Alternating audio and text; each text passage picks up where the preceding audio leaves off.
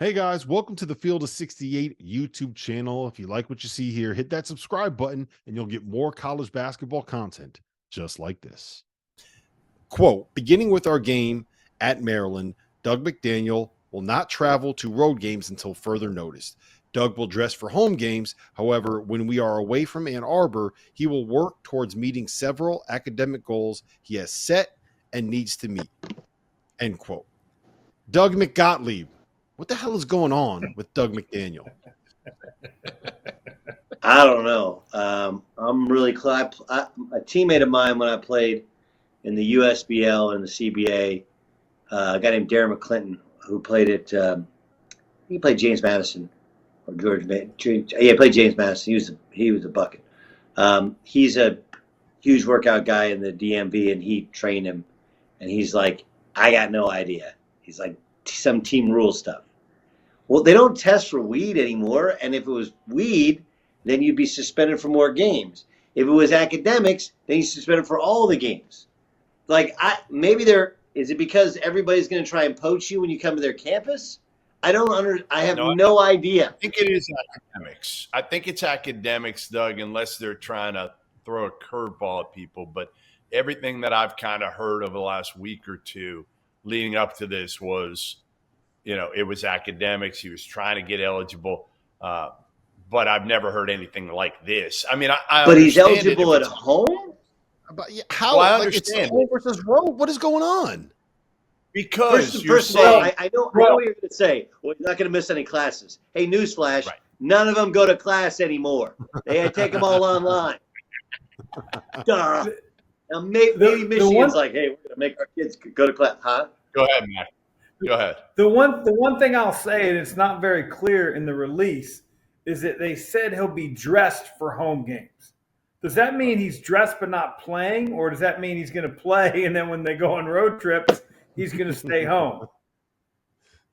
Yeah, it was unclear. He made it sound like in his statement that he's going to be playing home games and not traveling to road games. To me, this is kind of unprecedented. This is unprecedented. I don't have any of us ever heard a situation like this before. That's why did that come from that can't come from the men's basketball office. That can't come from the I'm sure it's coaching staff. No. Okay, here's the question. Dauster, before you get to it's not unprecedented, okay? What's weirder? Having Phil Martelli coach a game you need to win, or having your star freshman point guard ineligible but only for road games in conference? Okay, by the way, while your strength coach is away from the program because you guys almost got into a fight with a 6'9", 200. And in the statement about Dug McDaniel, it was about the culture. We have a culture here. Like, what culture do you have? What is going on? All right, Dauster, this is not unprecedented? No, it's not. Do you remember back in 2017 when Kentavious Caldwell-Pope got I believe it was a DUI or something like that, and he was suspended from road games, and he had to miss 3 straight road games for the Lakers? There you go. Well, Goodman. That was in the NBA, dude. That was in the NBA. Yeah, I know. I'm just saying. Look, Doug, anything I can do to make Goodman look like he's wrong, I'm going to find a way to do it, okay? NBA, college, whatever. They're paying the kids now. It's basically the NBA. It is what it is, man. I'm taking the double. There are other times when somebody isn't allowed to leave the state legally, and they can't go on road games.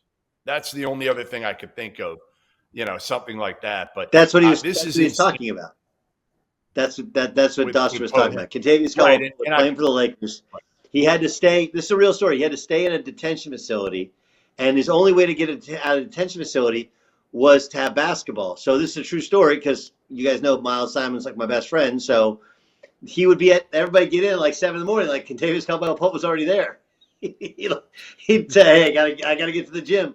So he'd literally go to the Lakers facility, then go down to Staples all day, and then come back late at night, have a bunch of food or whatever, and then just crash at the detention facility for the 3 weeks that he was paying his penance for DUI. And playing for the Lakers. I will say this. It is a good thing that Michigan found a way to win the national championship, because I feel very comfortable saying that there are probably as many Michigan fans as you can count on two hands that actually care about what is happening with the Michigan basketball program right now. How many of them do you think even know that Phil Martelli did coach the team on Saturday or on Sunday? How many Michigan fans? Give me a percentage. Give me a number. Nobody. I mean, listen, I have Greg Waddell. That's it, right? Greg Waddell. Nobody else. Don't care. Yeah. Well, I mean, like, listen, there is precedent. I mean, Jim Harbaugh didn't coach 7 games this year. How about that? They won the national championship. He didn't coach 7 games.